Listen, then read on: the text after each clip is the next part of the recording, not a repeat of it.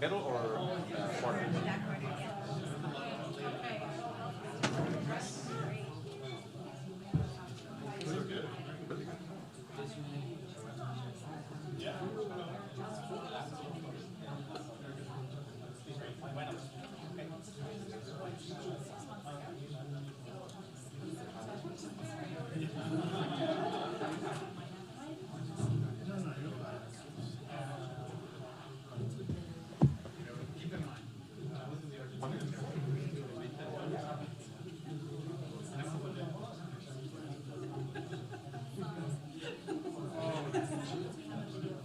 And then you'll come up. Yeah, yeah.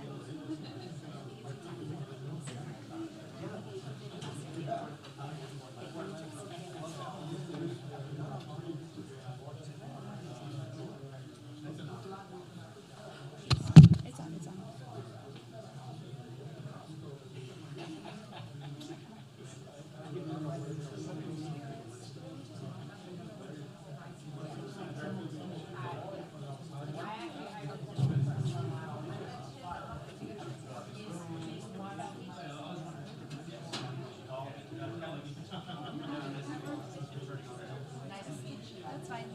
That's fine. You can just. We may be guiding the largest ecosystem restoration project in the world, sounding the wake-up call on a Category 6 hurricane, producing more tech diversity in Silicon Valley, and transforming one of the most important cities in the U.S. FIU talent also knows that making a real impact on the big challenges we all face means entering the arena, being in the room where it happens, as nation's research progress. So we're doubling down on the District of Columbia. We're here to provide diverse approaches to our federal research partners and in the halls of Congress, to convene our research collaborators from across the U.S. while creating engaging academic experiences for our students and bringing the magic of Miami to the nation's capital. FIU is a leader, redefining the American Research University, delivering on educational excellence, high social mobility, and high research impact. So join us and experience FIU.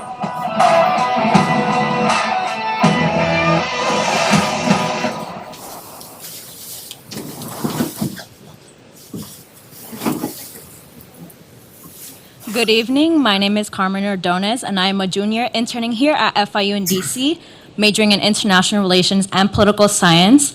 I am also a Hamilton Scholar working on a policy project advocating for Latin American development through a more sustainable and inclusive approach, especially for Central American countries. I wanted to invite you all and welcome you all to today's event, Nearshoring: Unlocking Mexico's Potential for Global Partnerships, in which we will be addressing solutions to challenges within Mexico's nearshoring policies, opportunities in different sectors, and the need for a centralized strategy. Now I'd like to bring up Nicole Regalado, FIU in DC's Community and Programming Manager. Thank you, Carmen. Welcome, everybody, to our continuing America's Roundtable series. This is a series that we're proud to have launched last year in February and very excited to continue it. Especially thank you to our sponsors, AT&T and B&W Group, and to our panelists and our team attendees from all over DC and internationally. Amongst the audience, we have a generous group of Latin American and Caribbean experts and leaders, including a few think tanks representatives from Dominican Republic, Brazil, Argentina, Peru, and a few others who participated in today's earlier program, New Perspectives on Foreign Policy in the Americas, hosted by our very own Kimberly Green Latin American and Caribbean Center. I welcome you all to stay after the program, have a chance to network and socialize, meet some of the delightful people here today, as this is an interdisciplinary community and we encourage cross-cultural or cross-community collaborations. You will meet our panelists very soon, which I'm very excited to have here today. Yet within the audience, I wanted to highlight a few individuals. We have, embassy representatives, our FIU Dean Dinar from the Stephen J. Green School of International and Public Affairs. We have Senator John Breaux. We have the founding director of the Adam Smith Center for Economic Freedom, Dr. Carlos Diaz Rosillo, and he will be moderating our discussion tonight. Welcome, Carlos. Thank you. If we have the panelists, come on, join us.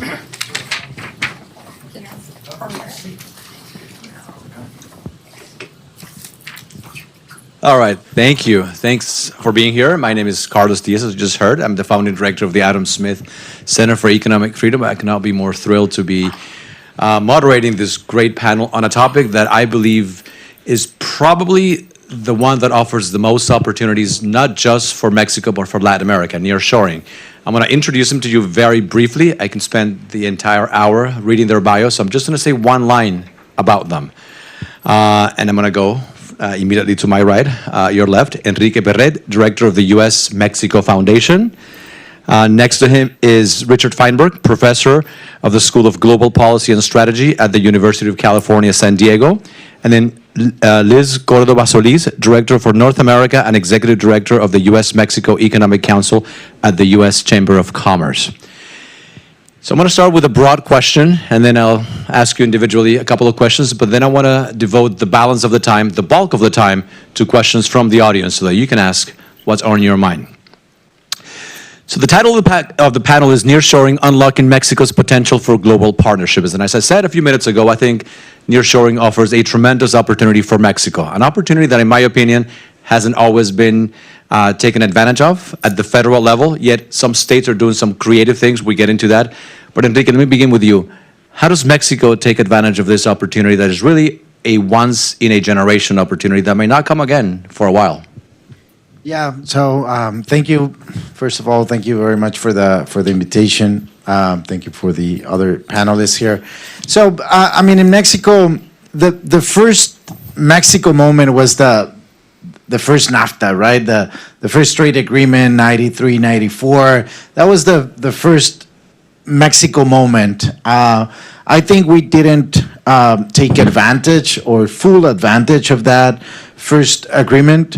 Then we had a second big Mexico moment with a lot of reforms in Mexico, 2012, 2013, education reforms, energy reforms, labor reforms, pension reforms, a lot of reforms that happened more than 10 years ago, 12 years ago. And again, I think we didn't took advantage of that specific moment.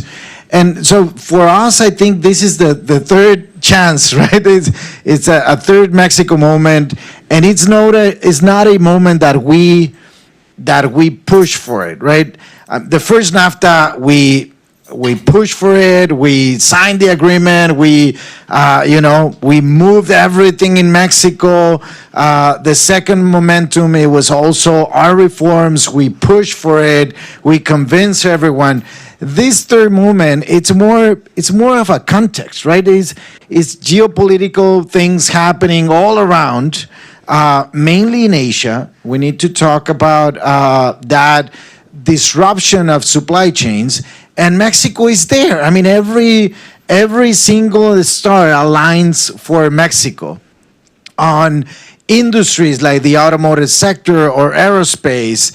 Obviously, because the location of Mexico with the biggest market, that is the U.S., the talent, the youth of Mexico is still. We have a demographic bonus, right? Right now, we have more people available to work in the Mexican market than in any other moment. The average age in Mexico, well, the media, the media, no sé cómo decir en inglés, the media, it sounds like the TV show, right? Well, the media is 29 years old. In the US, I think it's 39. In Canada, it's 41. So we have many things that that we need to take advantage of. So I'm going to start with that, and then we can. And I would even say this third moment is even bigger than the first two moments because for geopolitical reasons, as you mentioned, right, there's hundreds and hundreds of U.S. companies looking to relocate closer to the U.S. They would love to be in the U.S. They know for a number of reasons it's too expensive. And so they're looking for friendly markets, and no better market than our closest neighbor to the south. And yet, and we're going to get into this in a couple of questions after, the federal government in Mexico has made it harder for Mexicans to take advantage of this moment in a way that I think hasn't really allowed Mexico to fully take advantage of this moment. Yeah, we're going to talk a little bit about the what we call it enablers. In order to take advantage of this big momentum, I think you need to have some specific platforms at logistics, security, renewable energy, infrastructure. And that's when you see that Mexico probably is not fully prepared for the momentum, unfortunately. And you can have a government that, well, you see the momentum, you say, well, let's work on it, right? Let's open the market for renewable energy. Let's work on security. Let's work on logistics. Let's work with other states, right? In the south, in El Bajío, in the north. But unfortunately, we haven't seen that at least in this administration. The problem is that unless Mexico does it soon, right, some other countries are going to do it, like the Dominican Republic or some of the Central American nations. Yeah, and you can see some numbers, right? Out of all this relocalization of supply chains, and you can measure that investment, you can measure that exports. Yes, Mexico is now the first trading partner to the U.S. We export more than any other country. We import also more than any other country. But the question is always, how big was the pie at the beginning that we didn't get, right? I mean, maybe we are increasing our exports to the U.S. by 10%, by 12% every year, but maybe we could increase that by 20%. Malaysia is getting a lot of this supply, Vietnam, and also some Latin American countries and some European countries. So yeah, but nobody can say how many. I mean, the window of opportunity is 5, 10, 15 years. We don't know. We are seeing some announcements. Today we see another announcement of investment in Mexico. And they are starting to making some big investment. The Tesla announcement in Mexico, it's big in Nuevo León, but then you have HP, you have AWS that announced last week a $5 billion investment in Querétaro, actually, for cloud services. But to do that, you need renewable energy, you need water, you need many other things. Richard, from your perspective as an academic, looking at these issues from the broad perspective and comparatively, how does Mexico take advantage of this historic moment? Thanks. First, it's great to be on this very distinguished panel. Thank you to FIU, et cetera. I live in San Diego, so I'm very, very aware of the border in Mexico. The degree of integration between northern Mexico and Southern California cannot be overestimated. Tens of thousands of people migrate across that border every day. In fact, the smart thing to do is live in Tijuana and work in San Diego, and then you have a really good deal going, right? So many people do that. Mexico, if you look at the U.S.-Mexico relationship over the decades, they're actually very intense, very close. My first job was the U.S. Treasury Department, the Exchange Stabilization Fund. This is a little obscure, but very important in international economics. Who was the first borrower? Mexico, several times back in the 50s and 60s. The famous bailout right after NAFTA. Where did that money come from? Exchange Stabilization Fund. All right, so the relations, economic relations, are very intense, and there's a long history.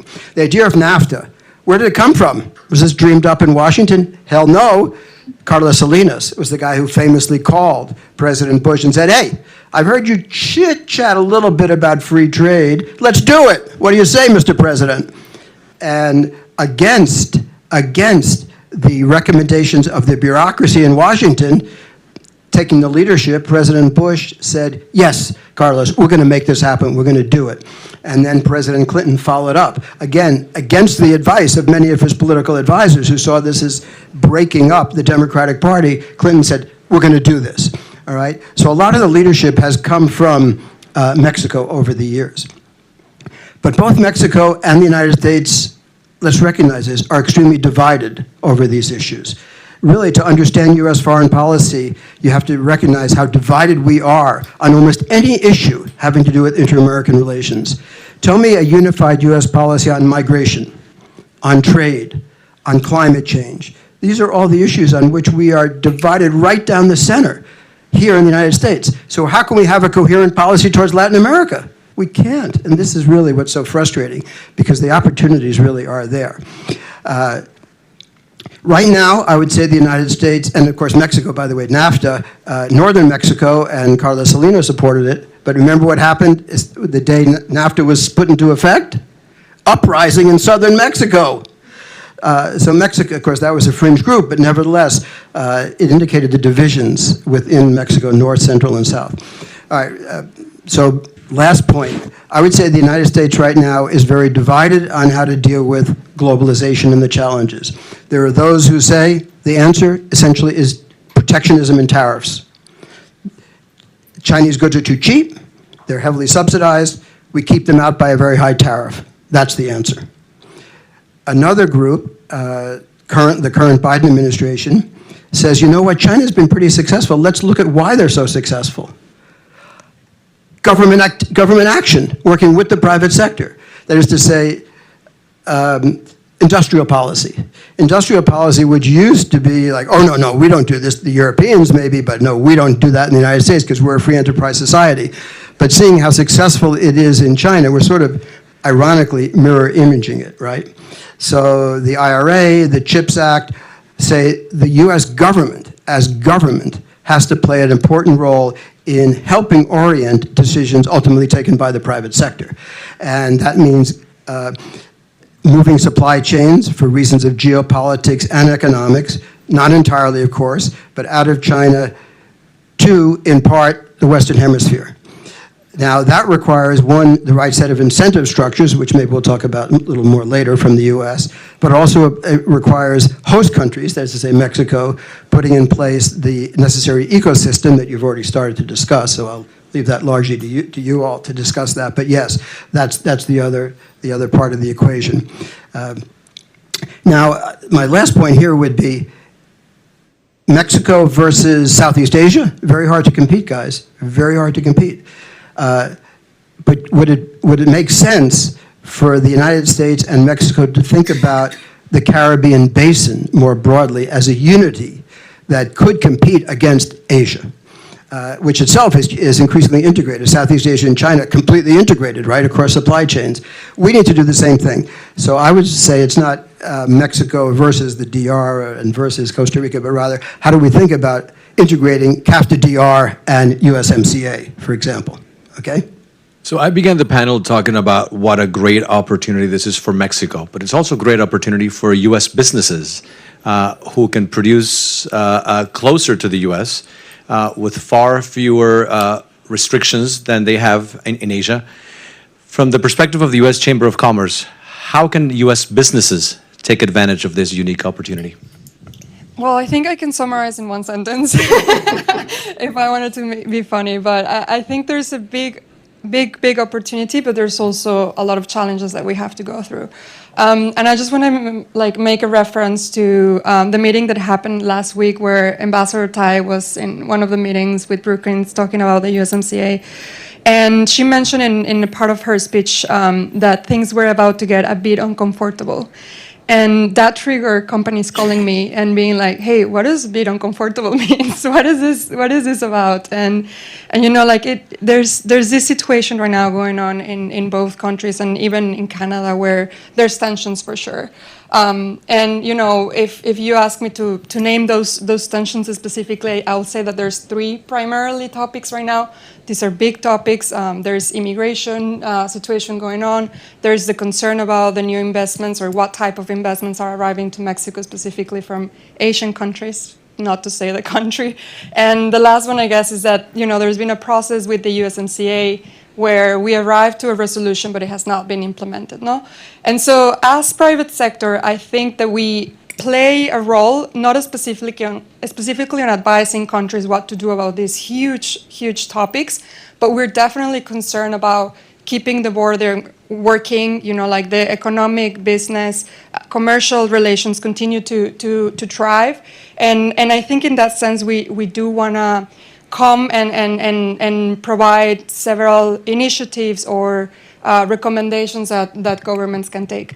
And let me go a little bit back to the main question, which is, what nearshoring means and what it is for American companies or for Mexican companies. And I think the key about nearshoring is that sometimes we talk about it too broad about it. We don't narrow it to like a specific sector.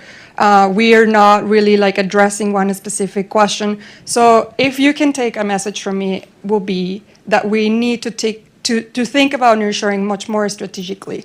What is it that it's convenient for the North American region, and then how the different value chains integrate in the three countries so that we can actually make progress.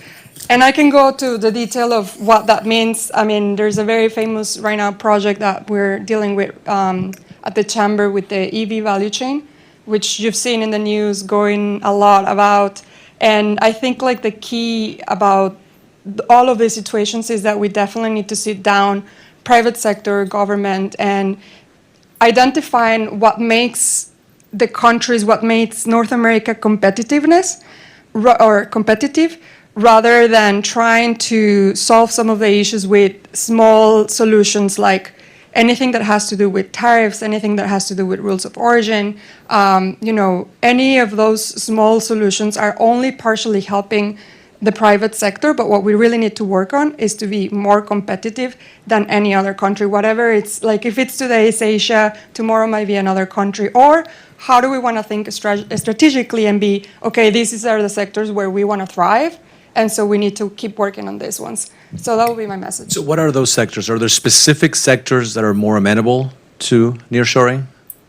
And nearshoring, offshoring, friendshoring, all the different shorings. I think we can think about it in two ways. One is like the sector itself, but if we go into a deep dive, for example, on the EV value chain, we can talk about the high value, low value part of the value chain. There's different, and again, there's no consensus on the private sector right now about what we should do. We are having these conversations that we're going, but one of the arguments that some of the companies bring is, okay, what happens if, low value activities started to get covered by some of the Asian companies in Mexico? Are we okay with that? Like, is that something that concerns us?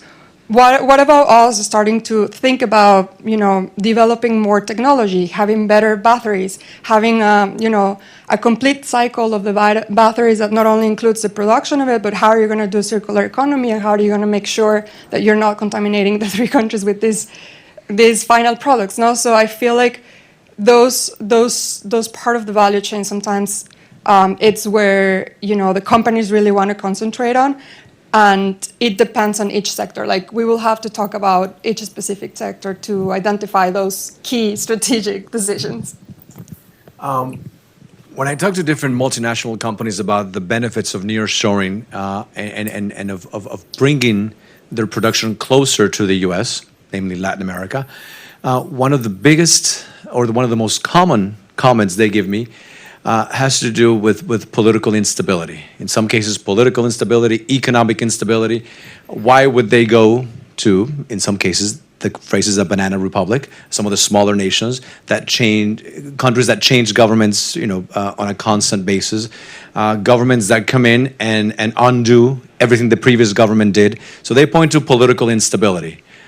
Something that is far less common in the Asian markets, right? You might criticize their system, but they're fairly unstable. They're fairly stable, unlike Latin American countries that tend to be unstable. I'm not talking necessarily about Mexico, but in general. How do you persuade an American company that it makes sense to relocate millions and millions, in some cases billions of dollars of assets to a region of the world that is not known for its political stability? All three of you. Carlos, when you're talking about policy and stability, I thought you were talking about the United States. I mean, this is a very serious problem in American foreign policy. And how credible are we if every 4 years we're going to have a radical shift in, particularly on this issue of what's the proper trade and investment policy? I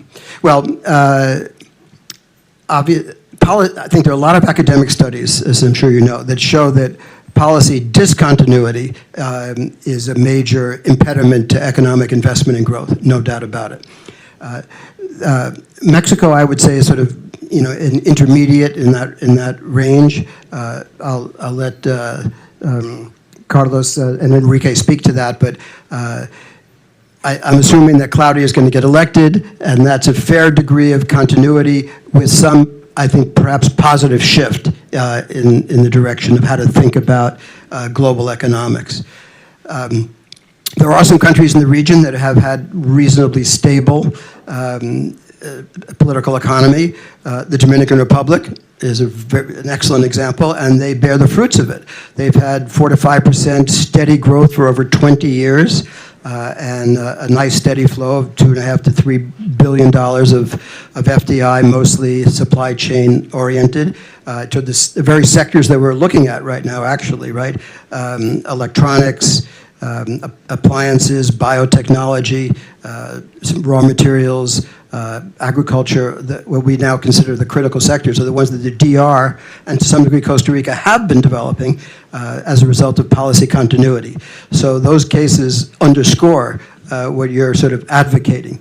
Unfortunately, there's no way for Washington to say to a country like, take an example of instability, Ecuador, some others that, hey, guys, get your house in order. I mean, that sounds arrogant and is not helpful.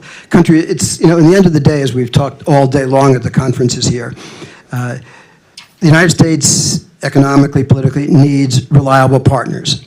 And that's essentially a function of countries in the region deciding what they want.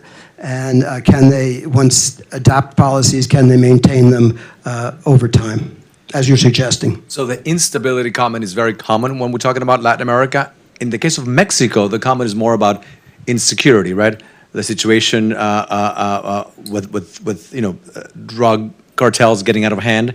How do you persuade an American company that Mexico makes sense in terms of a destination for their investments? So, I mean, when you talk with U.S. companies in Mexico, I mean, there are a lot of them that have been doing business in Mexico for decades, right? In the automotive sector, in the energy sector, in every sector you will find a big U.S. company doing business in Mexico for many years. I mean, you have companies with 100 years in Mexico, producing a good, sending it to the U.S., obviously with a lot of people in Mexico, in the whole country, right? From Oaxaca and Yucatan to Tijuana and Coahuila and many states. I think right now the biggest uncertainty is it's insecurity, right? It's not AMLO anymore. I mean, he's in his last year of administration. It's not Morena. It's not, companies manage and to some changes, regulatory changes and rules but insecurity it's harder than that, right?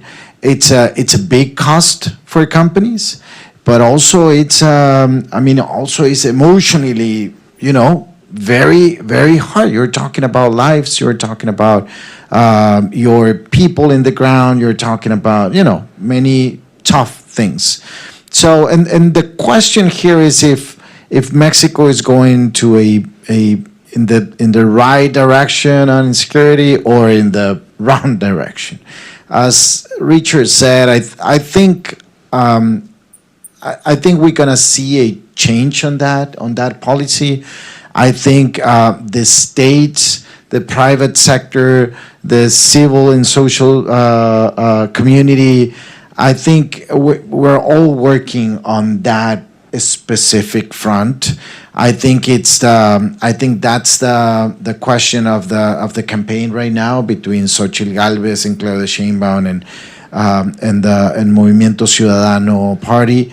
I think the question is it's insecurity, and how can we tackle now? It's the whole country in fire right now.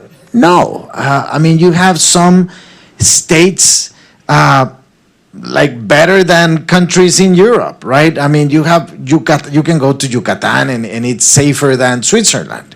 You can go and you can say, well, but that's Yucatan, that's the peninsula. No, I mean you can go to Coahuila. Coahuila is one of the safest states right now, and it's in the north, it's in the border, but because they follow some strategies with the police, local officials, with the state local officials, with the community, with the private sector, and it's working, right?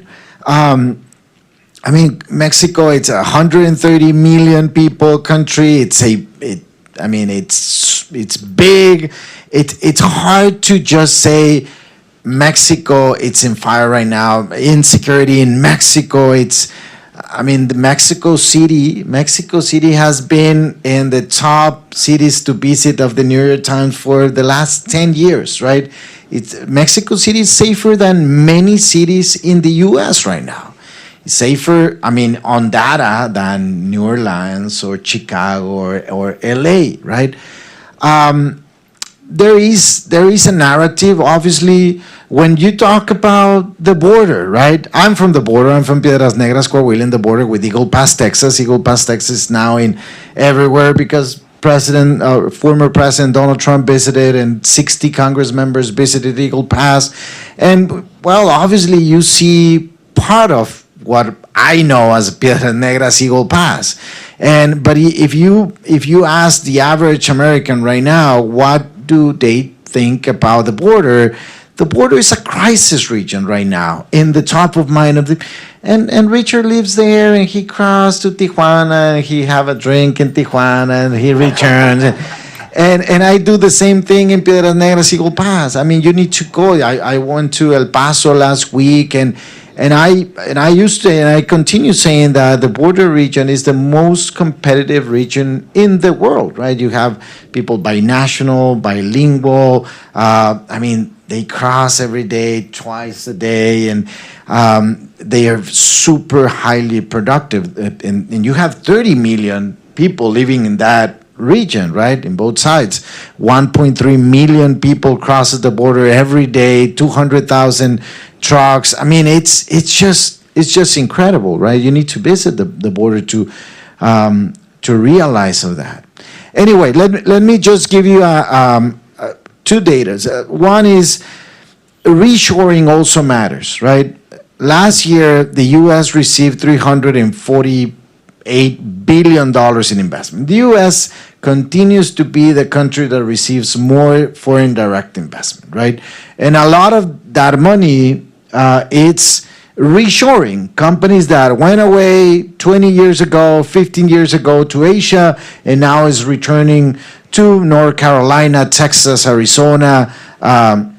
Big investment in semiconductors, for example, automotive industry.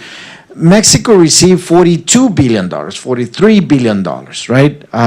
The last year. It was a record high, bigger than the last, 5-6 years of investment, even in the sexenio of Peña Nieto, even with Calderón. In the 2000s, we received $20 billion, $25 billion. Last year was $42 billion.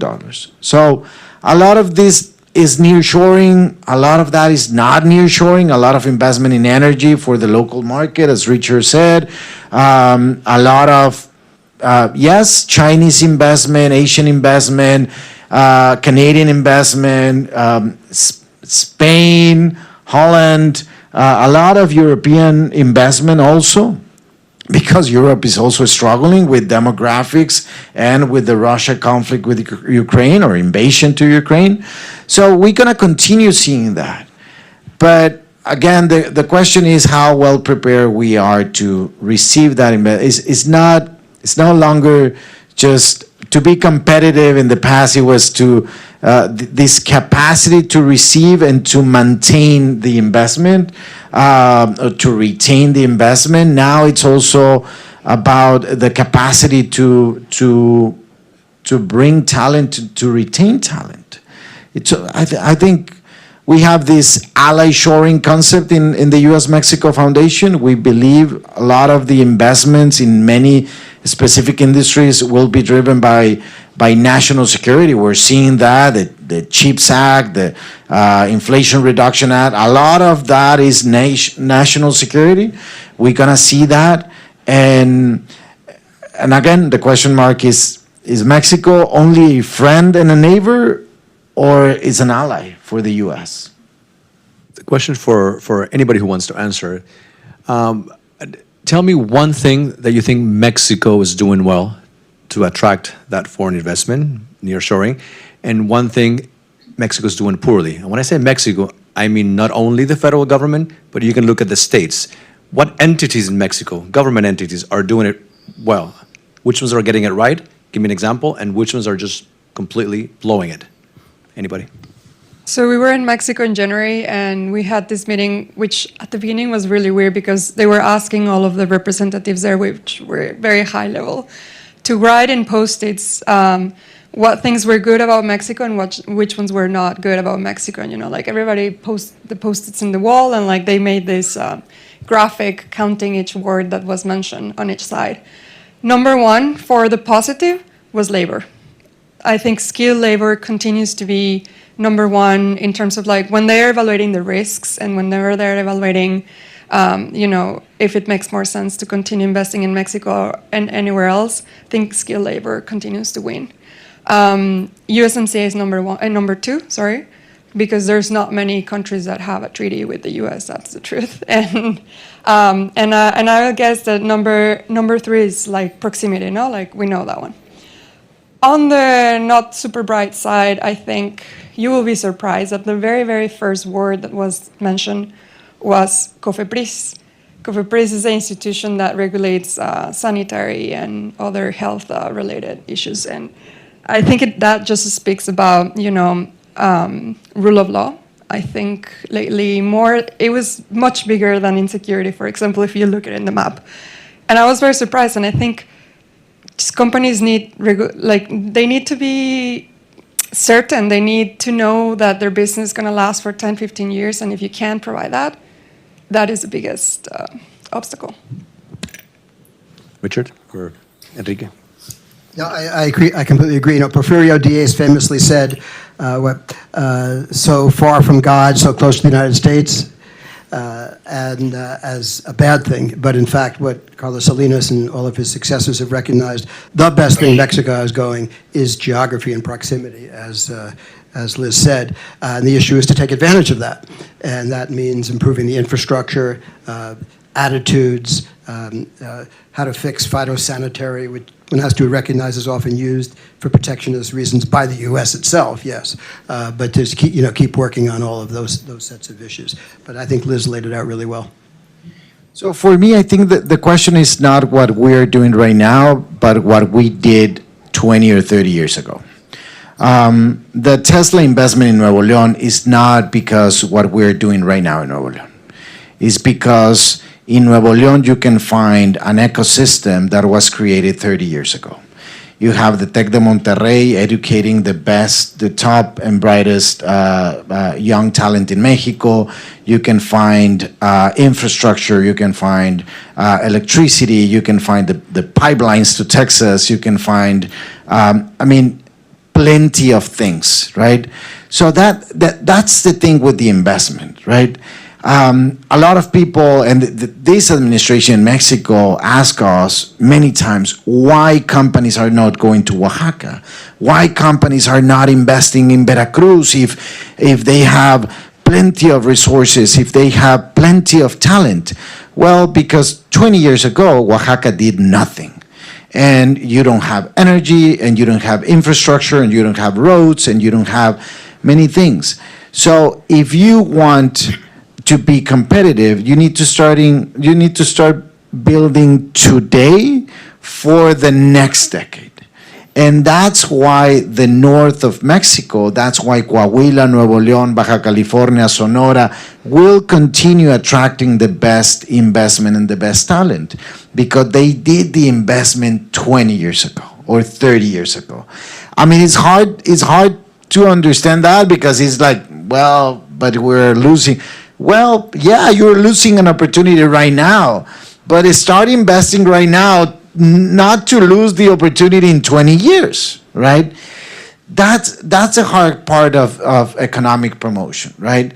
And then if you have a governor like the one in Nuevo León, he's taking, and he knows it. He's taking advantage of what happened 20 years ago, and he's promoting his state that it is right now, and he's getting the investments. So just to, I think in the broad brush, public-private relations are so critical.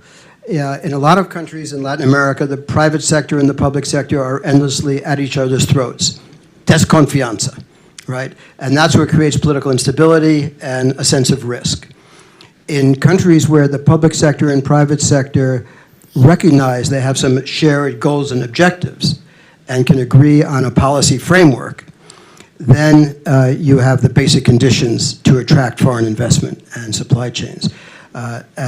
So in Mexico, it varies from state to state, right? But I would say in Mexico City, there's still a lot of rough edges between private sector and a lot of the public sector institutions.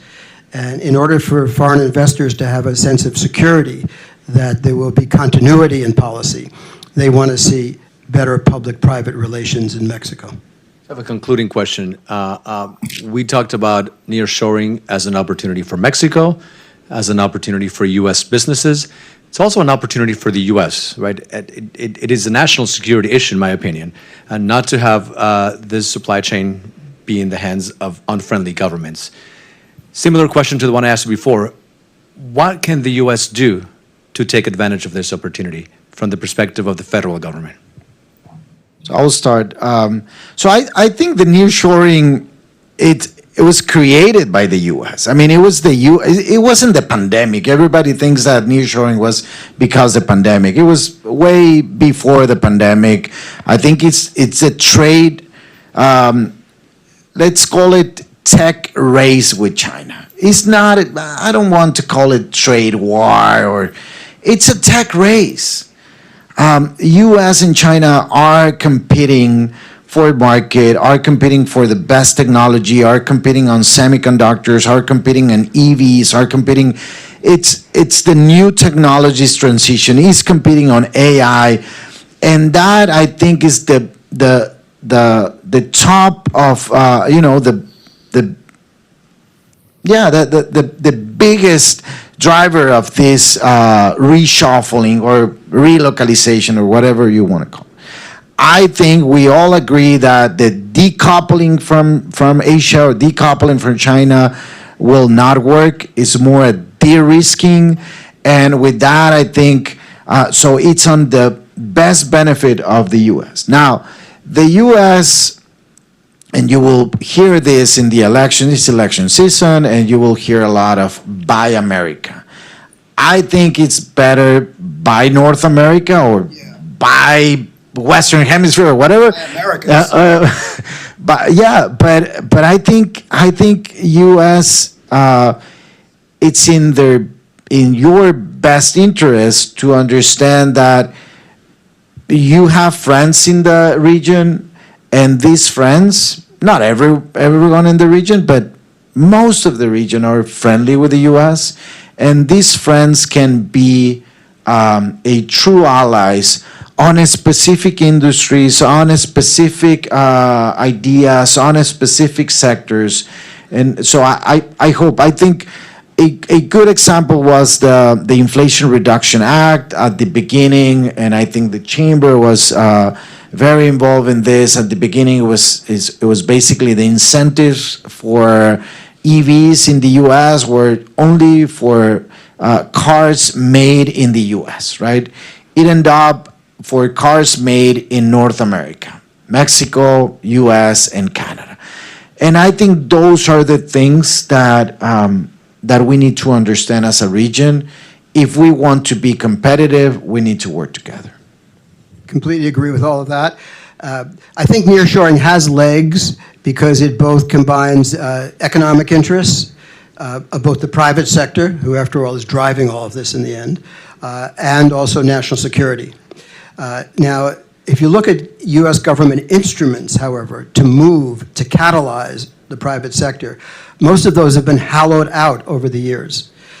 Back in those of you who can go back far enough to remember the 1930s and 40s and 50s, Carlos, we had the Export-Import Bank, and who built the... Still have it. We still have it, but it's been hollowed out because neither the Republicans nor the Democrats have really been behind it. Who built the roads and the ports in Brazil back in the day? Export-Import Bank. Exim Bank doesn't have the resources these days. USAID, hollowed out. We put in place the DFC, Development Finance Corporation, but Congress, in its wisdom, put so many barnacles on it that it can barely function. So we've been short of instruments to help guide, not replace obviously, but guide the private sector. So then now what we do have is mentioned the IRA and the CHIPS Act. CHIPS Act, $50 billion over 5 years to try to move primarily the microchip sector, ITC, to onshoring and nearshoring, but again, to be catalytic. Part of that, underneath that, is something called ITSI, $500 million over 5 years, under the control of the State Department, specifically to build the conditions in Latin America which will attract US-based global supply chains. So the US government has begun, but I would say just really begun, to think about how to mobilize public sector resources to catalyze this vision that we have, all of us, I think, share here, of an integrated Western Hemisphere. Great. Liz? I'll give you my institutional answer first.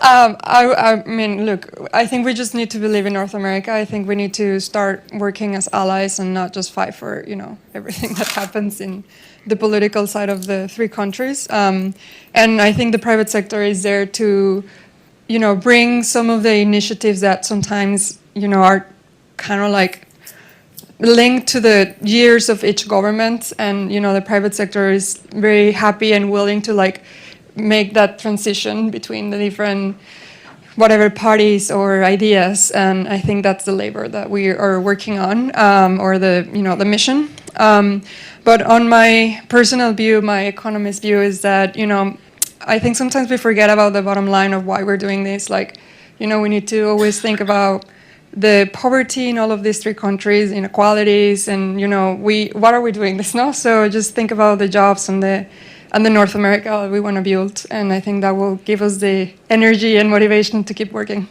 Great. I want you to ask questions now, but as you get your questions ready, a comment and a plug. Comment has to do with the Export-Import Bank, or actually also a plug, two plugs, I guess. At the Adam Smith Center, we have a program called the Senior Leadership Fellows, which brings to the center in Miami government officials at the highest levels who have served in their countries. And we always have a former president, members of Congress. And this semester, we have the former president of the Export-Import Bank. And so she has about half her sessions left. She teaches on Mondays in Miami. So if you happen to be in Miami over the next 4 Mondays, you can hear directly from the former president of the Export-Import Bank of the United States. And then another plug, Enrique, you run an organization that does a lot of great conferences, but one in particular in Mexico that touches on some of these issues. Do you want to make a plug for Yeah, for sure. The conference, and so then questions from you. the conference called Nor Capital Forum. We're going to do it in October, back to back with the Inauguration Day in Mexico. The Inauguration Day will be in the 1st of October.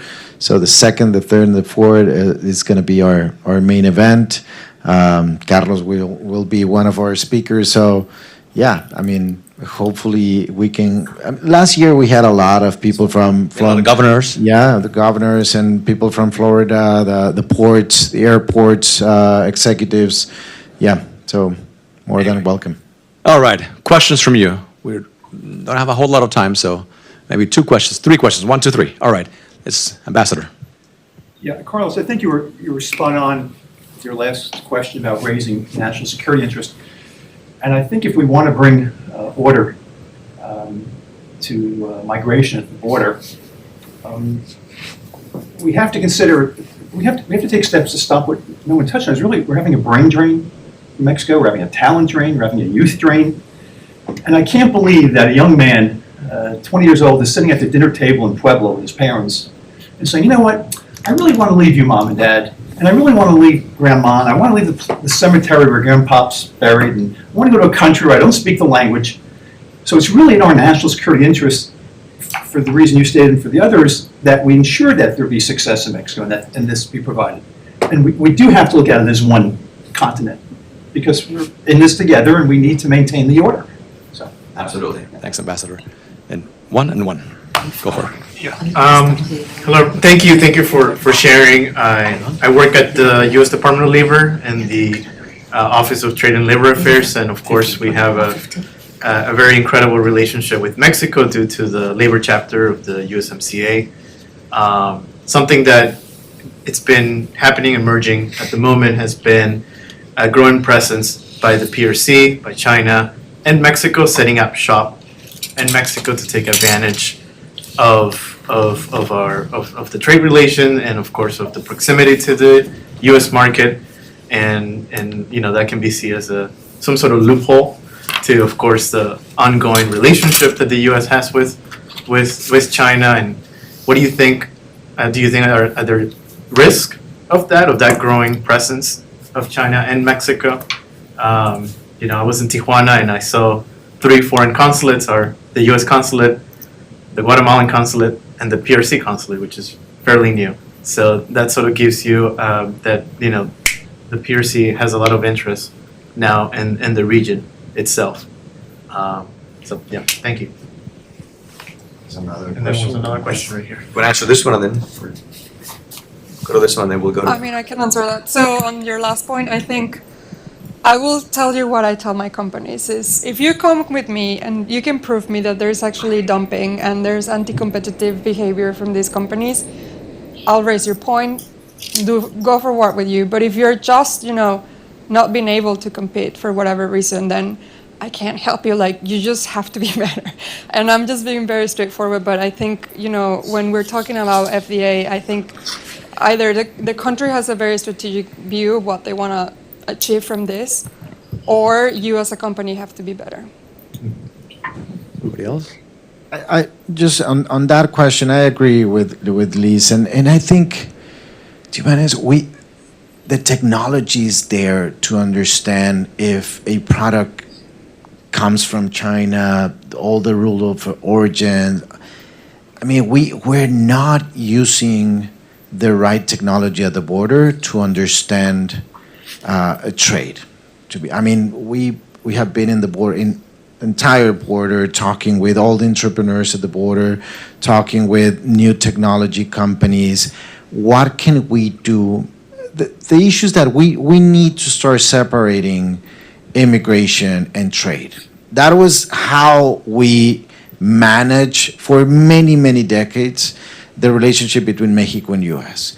It was trade on one table, it was immigration on another table, it was security in another table. Right now, we're just in one table negotiating trade with immigrants with fentanyl, right? We will not end up in the right solution.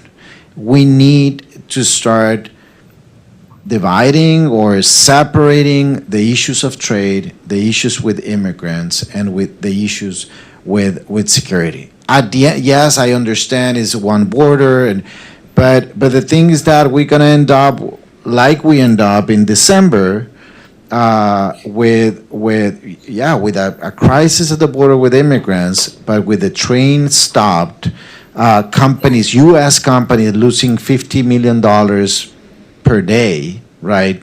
Either the Union Pacific or Constellations or General Motors or any automotive company, because issues not related with them, right? And we have the technology available for that. I mean, I'm not blaming U.S. It's also Mexico aduanas and many other stuff, right? But it's there. On the Chinese investment in Mexico, I think, I mean, good thing to DFC and Exim Bank. I think we can do a better job. I think they're focusing on a specific industry like the automotive industry. I think there's many different positions. I think it's not clear, not even here. If I was in Davos in January, and I watched the president of a huge think tank here in Washington saying, we prefer Chinese companies manufacturing in Mexico than in Beijing, right? So it's a good logic, right? In a manufacturing Chinese company based in Monterrey, maybe they will comply better than if they are in China. I don't know. The answer is I don't know. I need to see data. I need to see facts. I prefer a Mexican company or a U.S. company producing that good in Monterrey to say 100%. But the thing is that you need to remember this. The market is the U.S. It's U.S. companies buying those goods from China. It's not Mexican companies buying those goods. They're producing a good in Tamaulipas for a U.S. company to buy that good. So we need to work together. Concluding question. Well, let me just. Okay. So why are the Chinese companies moving their investments and production to Mexico? Do you think it has something to do with the tariffs that we put in place against imports from China? In other words, we need to be able to think a little more strategically. We have to think a couple steps ahead before we just throw up tariffs. Now, why are the U.S. companies' supply chains buying, to the extent that they are, from those subsidiaries in Mexico? Presumably on the basis of cost effectiveness and efficiency, which makes the U.S. firm and the U.S. product ultimately more globally competitive, right? Now, so we have to see the economics. Now, if you're looking at the security issues or the labor issues, then I would say it's case by case. Is Mexico doing the right thing by its workers in those plants? And that's something that you at the Department of Labor can work with the Mexicans on. If we don't start understanding the pull factor and the push factor, listen, 8 out of 10 families in Mexico have a relative in the U.S. already. There are 35 million Mexicans and Mexican Americans, right? The pull factor is huge. Yes, I understand this guy in Puebla with their parents, but most probable he has an uncle in the U.S., in Chicago, or a cousin in L.A. saying to him, you will have a better life. Even if he has a job in the plant in Puebla, there is tons of jobs here opening, and it's a better quality of life. I mean, we need to understand that. How can we prevent that? Well, probably with formal visas, right? Formal temporary worker programs. We want him to come to LA to work 6 or 7 months, and he wants to return with his dad and his mom in Puebla with money in his pocket. And most probable, he will prevent his brother to try to come here because there will be money in Puebla. Though that's what remittances does to our countries. $60 billion in remittances last year. That money comes from hard worker family, Mexican families here in the U.S. with good jobs, better jobs every decade, every year, sending money and preventing other members of the family trying to cross, right?